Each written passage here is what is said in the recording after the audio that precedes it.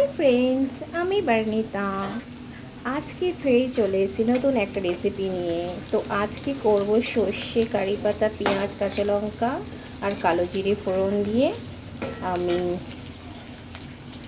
বাটা মাছের ঝাল। তো তোমরা দেখতে পাচ্ছ, আগেই আমি পেঁয়াজটা ভেজে নিয়েছিলাম আর তারপরে সর্ষে বাটাটা দিলাম, হলুদ, নুন আর হলুদ দিয়ে এই জলটা করে রেখেছিলাম।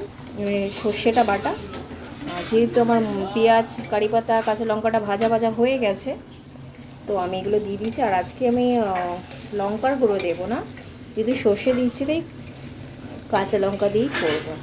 তো তোমরা ভালোভাবে ফ্রেন্ডস এইভাবে বানিয়ে খেয়ে দেখবে।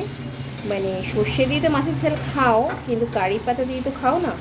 তো ভালো লাগলে এইভাবে দেখবে, আর আমার পেজটা ফলো করবে, লাইক, শেয়ার, কমেন্ট করতে কিন্তু একদম ভুলবে না।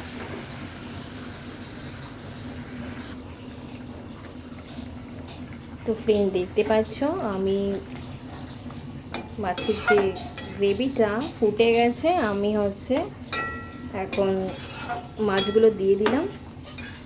আর তোমরা যদি শুকনো শুকনো খেতে চাও তাহলে একটু শুকনো করবে, আর তোমরা যদি একটু হালকা জুস জুস খেতে চাও তাহলে জুস করবে। আর ভালো লাগলে লাইক, শেয়ার, কমেন্ট করতে ভুলবে না। আর কেমন লাগলো কমেন্ট করেই জানাবে।